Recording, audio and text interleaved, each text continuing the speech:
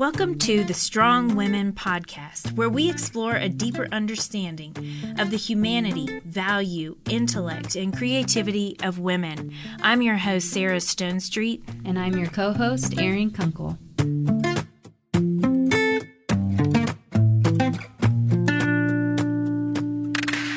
Our guest today on the Strong Women Podcast is Kristen Wagner, and I'm really looking forward to our conversation. We were just chatting beforehand and had to stop ourselves because we've got so much to ask her and to hear from her about, so I can't wait for you guys to listen in on this conversation. Kristen is the General Counsel for Alliance Defending Freedom. Now, if you all do not know about Alliance Defending Freedom, you need to go look them up. They're doing some really powerful things in our nation. They're the largest legal group in America who is fighting for parental rights, religious liberty, life, and also free speech. So let that soak in for just a second, because I bet you're thinking they must be busy, and you'd be right, because they are busy. And Kristen is in charge of all the U.S. stuff. So she's a busy lady, and we're so grateful that she took this time to be with us. Thanks for coming, Kristen. Well, thank you, Sarah. It's a great joy to be here. So, Kristen, could you just give our audience a brief description of where you grew up, how you grew up, what kind of family you grew up in, just to get to know you a little bit better? Sure. I grew up in a Christian home. My parents were first-generation Christians. My family, eventually some of my other family members came to know the Lord, but my dad was the first college graduate. I grew up in a place called Longview, Washington, which my husband refers to as the armpit of America. I don't think of it necessarily that way. It's just a really small town that is between Portland and Seattle. And I'm thankful that it was a small community I grew up in, and grew up in an Assemblies of God church and a Christian school that was a part of the church. Okay, so then your career has been in law. So was that something for you that started when you were young? It was. The reason that I mentioned my dad being the first college graduate is because it just wasn't something that would normally be in the cards for me, or that I would even be aware of. And just the way that the Lord worked in my life to draw me into that, I think has just been such a blessing. And I hope that I pass that lesson on to my children as well. I knew one lawyer who was at the church, and that was it. Didn't know him well. But as I began to pray about just things going on in my life, and that's a whole other story in and of itself, God called me into law, and that's a calling that I've pursued since the time I was 12 years old. There probably weren't that many examples of women lawyers around you, right? Yes, I didn't know any. For many years, I didn't know any. Even, as I was practicing, there just weren't many, and especially not who would be conservatives or Christians. So there just weren't a lot of mentors or role models.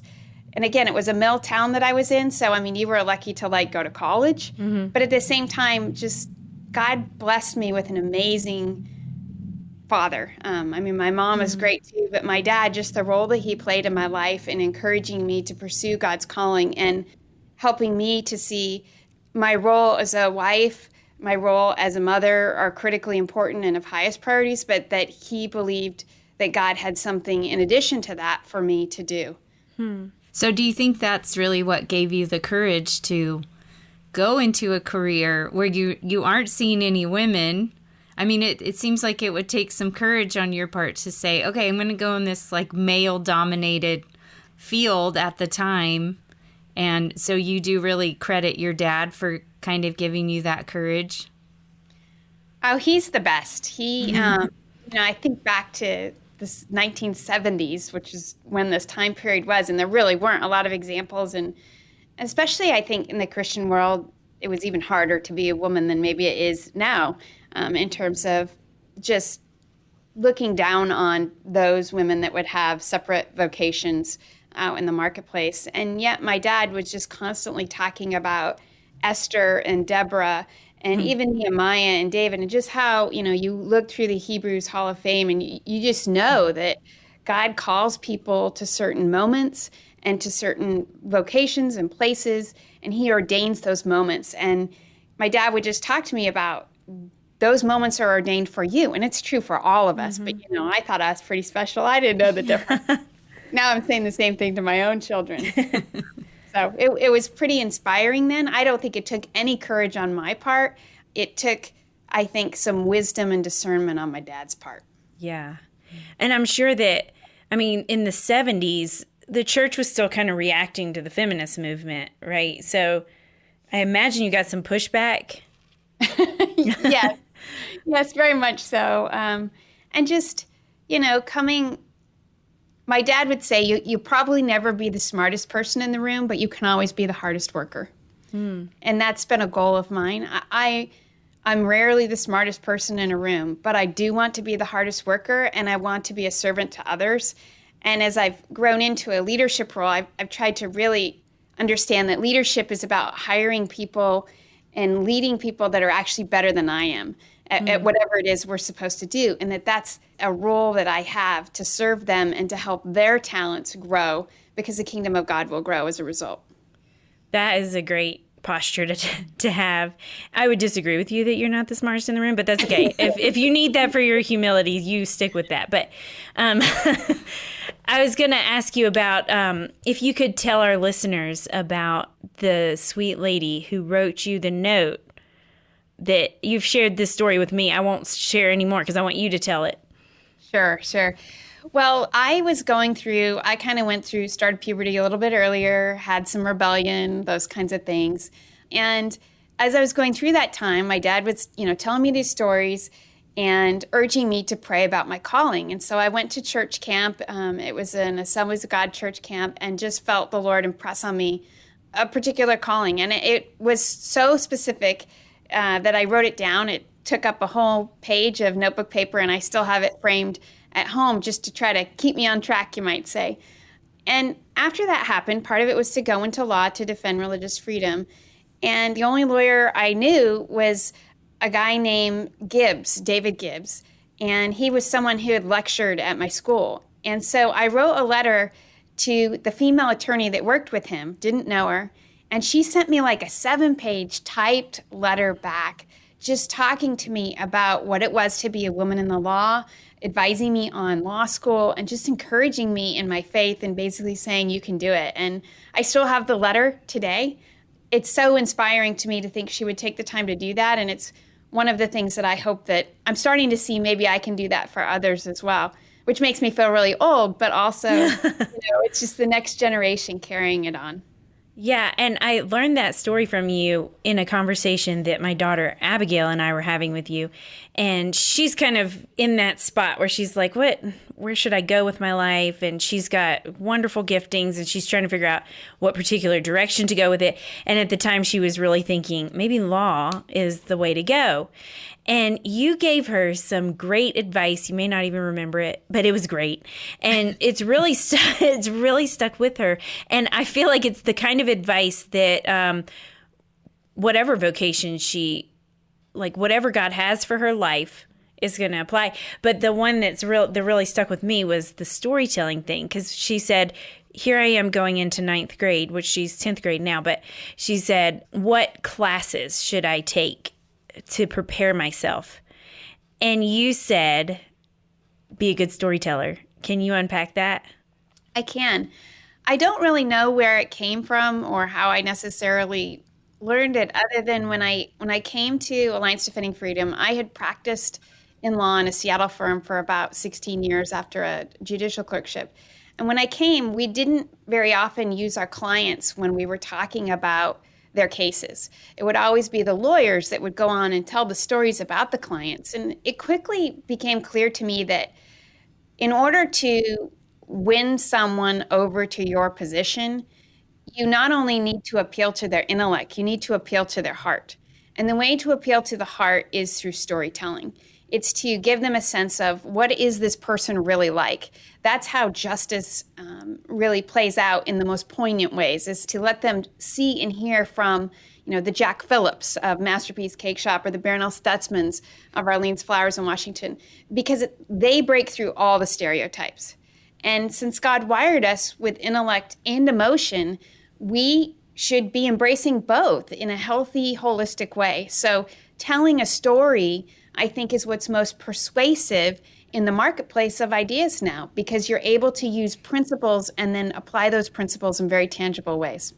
I loved the part about your story that even when you were 13, you said that you knew you wanted to go not only into law, but into the fight for religious liberty. And that's the topic we really want to talk to you about. But so now you're in college, you're heading to law school. How did you end up at Alliance Defending Freedom, the biggest defender of defending religious freedom in the country? Well, I think what's true about all of our lives is that God directs our steps, and a lot of times we don't even know where he's leading or exactly why. And that was certainly my journey. I felt like I had this calling on my life, and I assumed that I would go work for a public interest group like Alliance Defending Freedom. And at the time, they didn't even exist. There were other groups that did exist. And so I assumed that. But after my clerkship, those doors just did not open up for me. And there were, I think, different reasons, but I didn't fit the mold. It's mostly what I feel like now. I didn't fit the mold that, of the lawyers that were working there. And so I ended up going into private practice in Seattle at a firm there. And I assumed that dream might not come to be, or that calling, maybe I misheard. I went to my pastor and he said, a lot of times we put God in a box and he's given us a broad calling, but we've kind of interjected our own path in that, of what that looks like, and sort of superimposed our will on it. And that's what I was doing. So for 16 and a half years, I practiced at that firm in Seattle. I got to do a lot of work for religious freedom, believe it or not, which is very uncommon.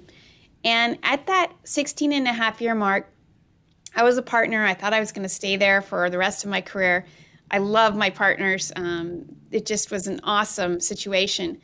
But God started just creating this unrest in my heart. And it really kind of culminated in, I'd been litigating a case called Stormans, which was about pharmacists' conscience rights and whether pharmacies and pharmacists would be compelled to have to dispense abortifacient drugs.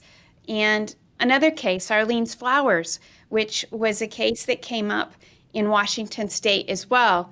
And it was difficult for our firm to take on that case. And I think God used those things to kind of remind me again of my dad's advice that as Christ followers, we're called to take a risk and it's not about our comfort. And so I went to ADF and I said, I'd really like to join. And that's how this journey started. So ADF, am I right in saying that ADF defends all their clients are pro bono? Is that right? We do, yes. So Alliance Defending Freedom is a legal organization, but we're a religious ministry. Our mission is to keep the door open for the gospel, and we do that by protecting First Amendment rights, religious freedom, free speech, parental rights, and life as well. And we get about 4,000 to 5,000 requests for help every year and have about 1,500 open files at any given time. Our requests are going up with this new administration as well. When you're 13 and you think not just law, but religious liberty. I mean, religious liberty looked totally different at that point. Did you ever think it would get to where it is now? I mean, what was the big thing religious liberty-wise that sparked your imagination to go in that direction? I have no idea. Yeah, I really don't have. Must have been the Holy Spirit. I don't have a good answer for that other than my dad was a public school teacher and coach for about 15 years, and then he moved over to Christian schools, and he ended up being my superintendent or my principal from kindergarten all the way through 12th grade. And so I knew I had this sense that religious organizations needed to be able to exist and how important in my life Christian schools were. And so I think that might have been part of it. But man, if I had known where we would be at right now, when I came to ADF, I think I would have been overwhelmed at the challenge. Yeah. Small connection. My dad was also the principal when I was in elementary school. So one time I got in trouble for flirting in chapel because my dad was watching. It's like, okay. Yeah. Yeah, I know that feeling. I had a boyfriend that was older than me, and by boyfriend I use the term loosely because I wasn't allowed to date. In our school, you couldn't even sit on the bus together. Oh boy. But he at one point told all the teachers to make sure that I wasn't, spending too much time. So I was like monitored all the time. Oh, yeah. Oh, okay. One more story about being monitored. I've always sneezed a lot, like and 3 in a row. Achoo, achoo, achoo. And my science teacher, I don't think she cared for me too much. She told my classmate to stop saying bless you because I was only doing it to get attention. And then she went and told my dad that I actually sneezed too loud and he needed to have me sneeze quieter. And my dad's awesome. And he's like, I mean, could you at all? I'm like, no, I mean, I'm just sneezing. Yeah, I know. There are so many stories. I don't know if you had this experience, but one of the things I remember most about that was I could always go down to my dad's office pretty much whenever I wanted, and he would make time for me. Yes. And so that was like the biggest blessing of having him there, even though, I could get in trouble pretty easily, and I did. Right. Having him there was just an amazing experience for me. I totally agree with that. And I would sneak down there all the time. And one time a friend told me that I had bad breath in front of the boy I had a crush on. And so I'm like, can I go see my dad? So I went and saw my dad, and he kneeled down like a lunge, kneeled down, gave me a hug, and gave me a mint, and just lovingly sent me back to class. So yes, I feel the same way. That's really a blessing. Okay, sorry, we're sidetracked now. But okay, right. Back to this. I mean, parental rights with transgender stuff. Aaron and I are reading The Irreversible Damage by Abigail Schreier. It's right on my back of my desk here. I don't know if you can see it in the video or not. Okay, have you read it, or are you reading it, or what? I'm midway through it. I just actually finished again When Harry Became Sally because of the whole Amazon thing by Ryan Anderson. And Live Not by Lies. That's the other one that I've been. And all of these reading at the same time is, I'm reminding myself of the promises of the Word. Yes. Yeah. You have to, right? Yes. But okay, so tell me, are you dealing with a lot of parental rights because public schools are kind of saying, not all public schools, but you know where I'm going with this, especially in Aaron's state of California, they think parents can't quite handle things, so here, we'll take it. And they do, and they are, and they're really boxing the parents out. So, I guess I'm just asking you to respond to that. It is definitely an emerging issue. Mike Ferris, who is the CEO at ADF, founded the Homeschool Legal Defense. So he's, litigated more cases than I think anyone else in the nation on parental rights. And so when he came, he kind of brought that lens to it. But as we've seen the transgender movement or gender identity ideology take off, it is shocking to see how it is undermining parental rights. And I think that's one of the sleeper issues, I think, that when we talk about gender identity, most people don't understand what it will do to parental rights and what it has already done. Mm-hmm. We have one case out of Wisconsin right now where a school has basically adopted a policy that's told teachers if a student wants to use the name of a different sex, if the student is expressing confusion, that the teacher should affirm that confusion and treat them as the opposite sex and never tell the parents and even lie to the parents. It just blows my mind that they would lie to parents and that would be the official school policy. But that is what we're facing right now. Yeah. So can you help connect for us, the transgender movement and how it's undermining parental rights? Because I think, so often we hear stories of youth who are struggling with how they identify. And so we have compassion towards these young people. And then especially if we're just living our normal lives and, raising our kids, or if we're in college, going to school, all these things. And so we're not making the connection about what this movement is doing to really tear at the family, I think, and the whole structure of the family. So can you help us unpack, why is it that this movement is going after parents in particular? Well, it's reconstructing the family and authority. It reminds me a lot of, the story in the Bible about the Tower of Babel. It's about man trying to recreate himself and to have ultimate authority. And it completely guts Genesis. Genesis 1:27, and about how God created us male and female, and the binary concepts, and the idea that he designed us differently, and that we can be equal, but we can still be different.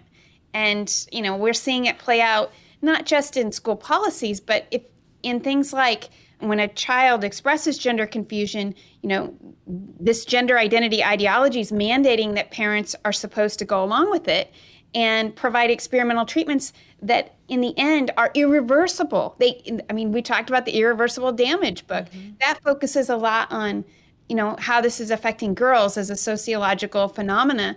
But in addition to that, the hormone treatments, the puberty blockers, the surgery, those are things you don't step back from.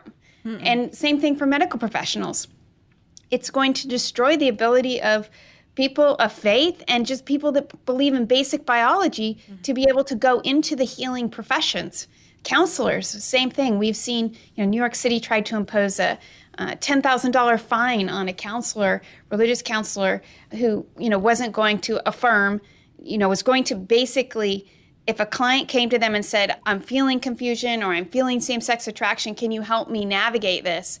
If he didn't affirm those feelings in the way that, the most woke people in New York City thinks he ought to, he would face a $10,000 fine per conversation. And this is an adult conversation.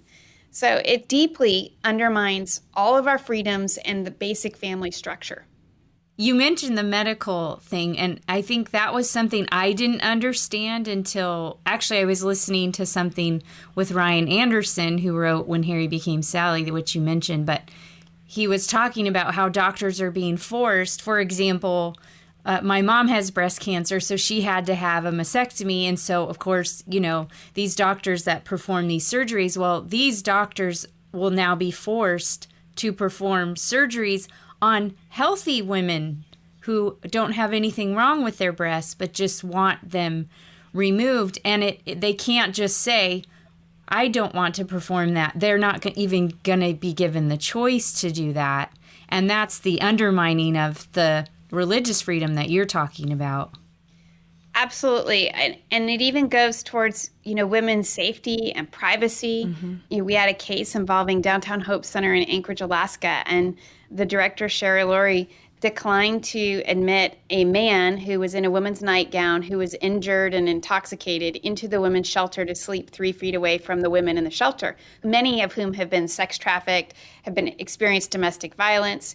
And the Anchorage Human Rights Commission started to come after her and the shelter for not allowing a man, someone who identified as a man, to sleep there. And those are the kinds of things. If you think about domestic violence statistics, if you think about jobs programs for women, if you think about dorm rooms and locker rooms, there's no longer any right to privacy when these types of laws pass. And then, of course, you can think about the athletics side of things. We've been the first to, and I think the only thus far, to file lawsuits based on behalf of female athletes. And I would get questions even from our own team initially of, why are you involved in this? How does this relate to, your mission? It's because men and women are equal, but the law needs to recognize in certain instances the differences between us. And if we lose that, it is women and girls who will be hurt. Mm-hmm. And so it's about standing up for their rights and the rights of the family and parents. It's like the emperor has no clothes. It's the living out of this legend kind of thing, because everybody it's shocking. It's just like, how can you say that? We mentioned live not by lies earlier. We as Christians have to be prepared to say that's a lie and it's actually hurting you, The thing I keep praying about is that people have to wake up at some level, even if they don't totally wake up. But, these psychiatrists or psychologists that are being fined these ridiculous amounts are losing their practice, and they're not even believers. They're just kind of saying, this doesn't quite add up. So I'm praying that it goes so nuts. No, I'm not praying that it goes so nuts, but it is so nuts that people go, that doesn't make any sense. And the truth is so starkly different and more life-giving that I'm praying that becomes like the thing you're most hungry for is just right there. You know what I mean? I'm not articulating that very well. But are you seeing that people that may disagree with you on a lot of things are starting to agree with you on some of these sort of things? Absolutely. Some of our closest allies in terms of gender identity and opposing the Equality Act, which is a national law that's been proposed that would impose this radical ideology on all Americans. The biggest allies that we have in that movement are what they would term themselves as radical feminists. I would term themselves as just people that believe that there are differences between men and women. We don't agree on a whole lot of things, but we do agree that men and women are different, and that's a good thing. And so they have stood with us in difficult moments. We've also seen, even some of the experts that we rely on in cases, again, don't agree with us on anything at all, except for this issue. And yet they're saying, the science is what it is. And it's like you said, the emperor has no clothes. The Biden administration, those who would try to impose this ideology would say, well, science supports them. But if you look at it actually, that's not true. It's not true at all. In fact, the vast majority of kids who experience gender confusion, which is not a high amount, but even those children, when they're treated with love and compassion and they're given counseling and those kinds of things, they grow out of it versus saying, okay, we're immediately going to, give you this kind of treatment to affirm it. And it hurts children so deeply. I don't even think we can possibly anticipate the physical and sociological, psychological impact of adopting this woke ideology. Yeah, I think that's what, for me, with the sports in particular, has been something that I've read a lot about and have been so frustrated by, but encouraged that, like you said, this is where I think as women, men too, we have men on our side too, but especially as women, like, we can come together on this issue of saying young women should not be forced to compete in sports against men.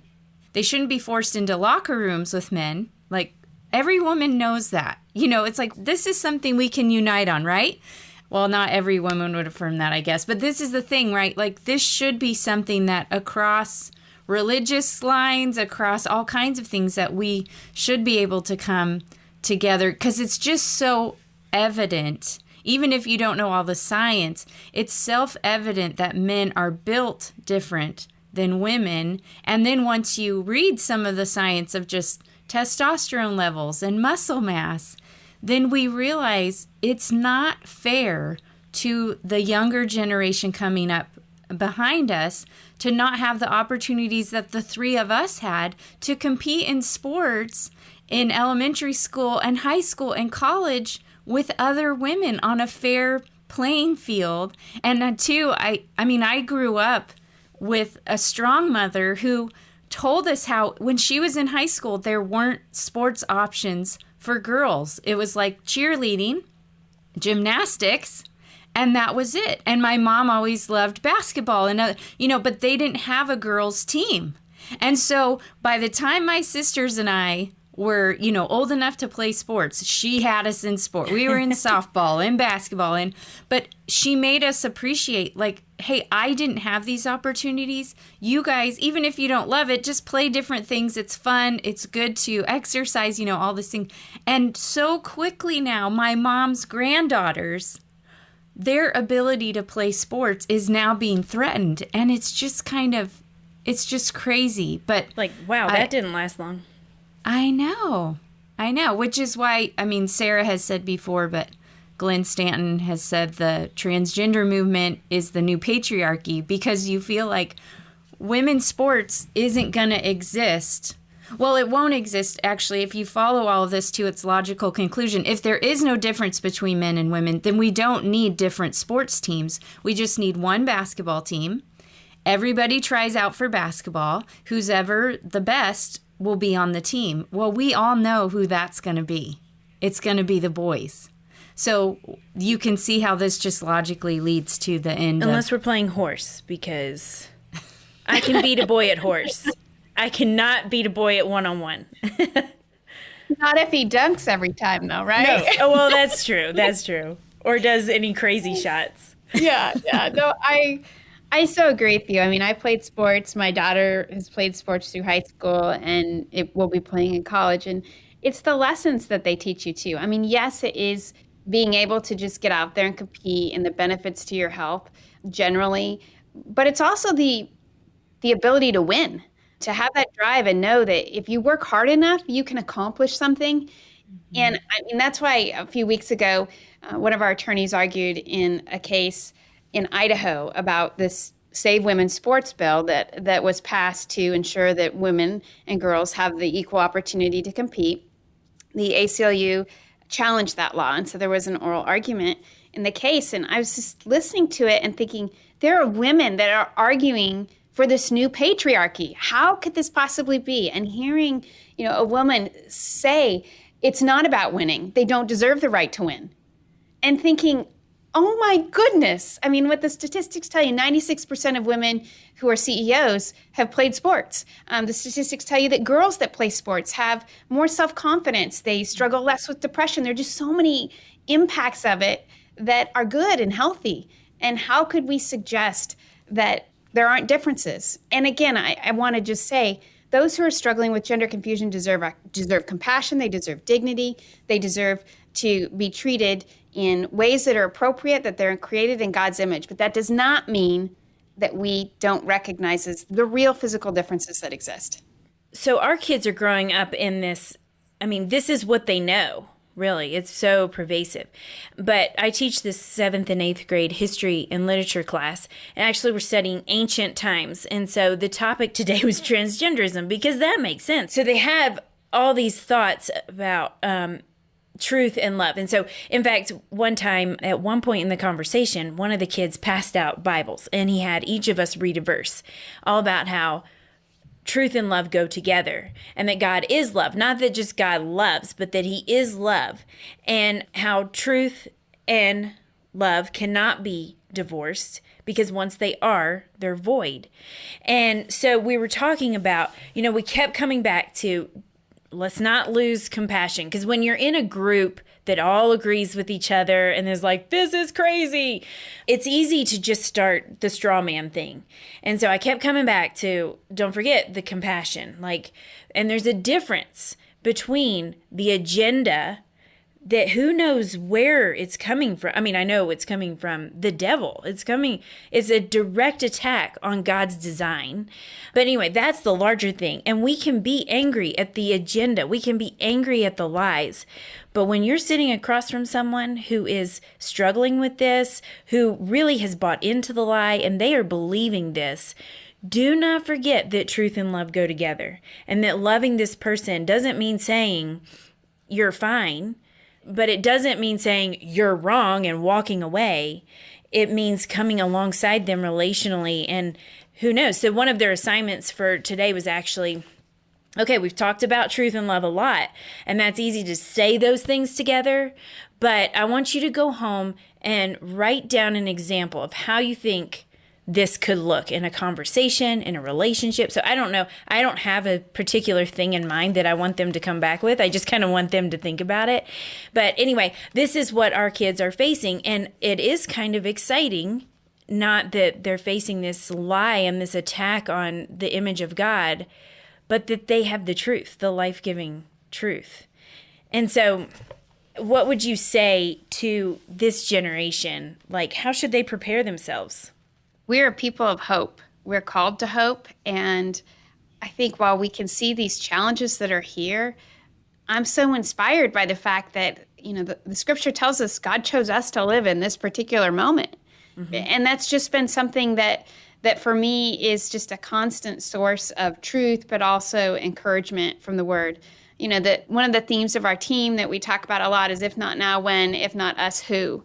We're about this moment and protecting freedom for all people, even those that disagree with us.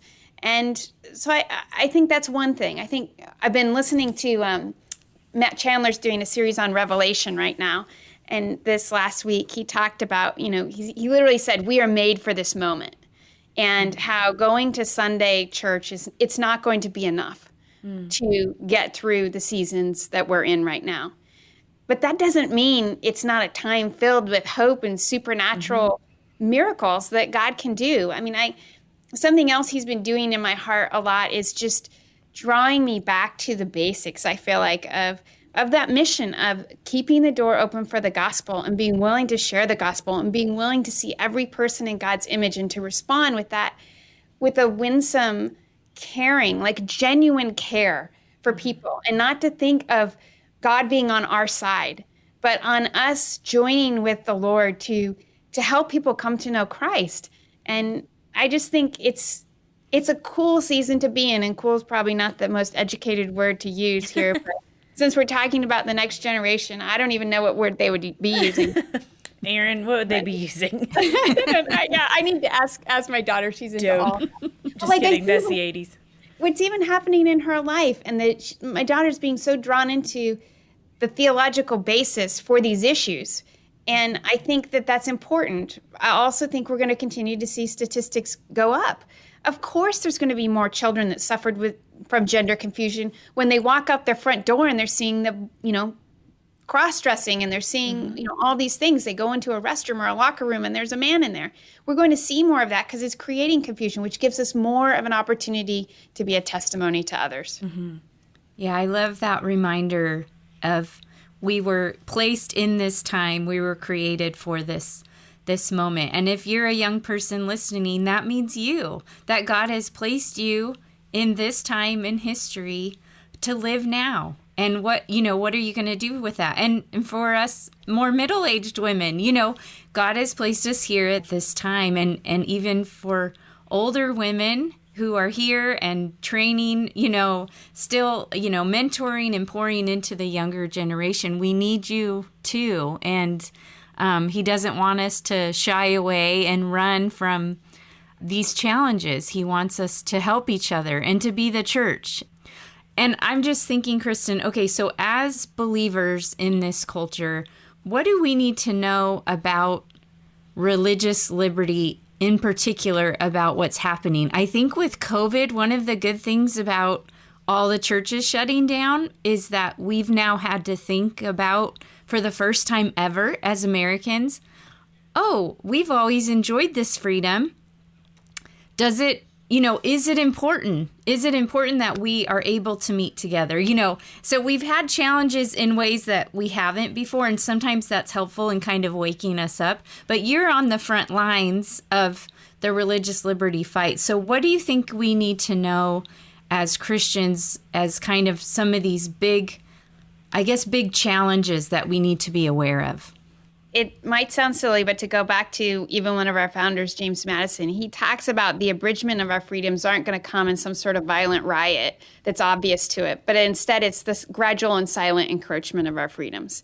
And, we've, I think, in large part been asleep at the wheel in our generation and the past generation, and just assume that these freedoms that we have will continue to have, and that we don't need to do much to preserve them. So I think that, first of all, we need to educate ourselves on what's really going on. And it's easy to do in this age of the internet. I mean, on the one hand, it's hard because you get a lot of false information, but just a little bit of digging, including even like from the Colson Center's project with the videos where, they have a number of videos of what would you say to this argument? What would you say to that argument? Heritage Foundation, Alliance Defending Freedom. There are just many great worldview organizations that can help us to become educated on these issues and get the facts. And then I think the most difficult conversations we have are at our own dinner table. It is talking with our kids and training them. And I pray to God that I tried to do the best I could, but I pray he brings other people into their lives as well to reinforce those lessons and to have those conversations, because they're bombarded with, viewpoints that aren't accurate and lead to destruction of the family and of this nation. I think being involved in our local communities, you talked about the COVID environment and what that created. Man, I hope it didn't only bring to mind the importance of religious freedom, but also elections actually matter. And I don't mean it, vote for the president. I mean like your mayor, your city council. I mean, when we saw these COVID restrictions, most of those unconstitutional restrictions were at a very, very local level, a local level that each of us could have impacted. Our school boards also. I mean, we're seeing kids not going back to school, right? So there's just so many things we can do, even in op-eds. Standing up for people. I mean, this cancel culture moment, it's crazy how people are being ruthlessly purged from polite society for saying something that would not have been controversial 5 years ago, 3 years ago. And yet we remain silent. I mean, if you look at Amazon removing Ryan Anderson's book, that is the first mainstream author that has been removed from a platform that actually has almost 85% of the market share of all ebooks. So if we don't speak up and we continue to buy our products from such a corrupt company, there will be a price to pay. And instead, we're just favoring our comfort right now. So I think there's a lot of things we can do to get involved. Well, that's what Rod Dreher points out in Live Not by Lies, that we're in a soft totalitarianism and it's motivated by convenience. And as you're saying that about Amazon, I'm like, where else am I going to shop? No, I'm just kidding. But kind of. I mean, we're so habituated into just like, oh, let me just order that on Amazon real quick, that we had a conversation with some friends the other day and they said, we've just decided no Amazon. And I'm like, okay, now. Like, I really had a hard time thinking, does that mean I have to go to the store? But the hard part is, where do you go? Like, everybody's in this woke moment. You know, Target took down Abigail Schreier's book and Walmart pulled Ryan's book. So, you know, I don't know. What's a good Christian posture towards shopping? I think it's a very difficult issue. And like yesterday, I just got a notice of receipt. Our family's all on the same Amazon account. And one of my kids bought a book. And I was like, how am I going to get them off of this? Yeah. But I think I know it's hard. And there are many companies where, you know, even our banks, right? Our banks are supporting this. It's hard to know where to go. But I do think that there are some obvious ones that we can start with. Like when you think about Amazon or big tech's market share and the way that they're censoring books, they are literally taking people out of the debate to deceive and to, you know, impose radical ideology. And when you see a big player like that, there are things we can do. You can buy your products. Like this weekend, I needed to get some things. I went to the supplier. I went to a different store. And maybe they're giving some of their money in a direction I don't support. I don't know that I can control that. Mm-hmm. But what Amazon is doing, for example, is they're stopping people from even getting books published. Because if the largest distributor of books refuses to distribute your book, you're going to have trouble finding an agent or a publisher. And that hurts all of us. So I do think there are little steps we can take, and certainly we can make our voices heard. Mm-hmm. You don't even see a lot of this. You can see it in your sort of little bubble, but if you actually expand out and you use your Facebook friends that don't agree with you to let them know what's really going on, that is something that's useful too. Mm-hmm. Silence is not the answer, and that's what we've done for a long time. Mm-hmm.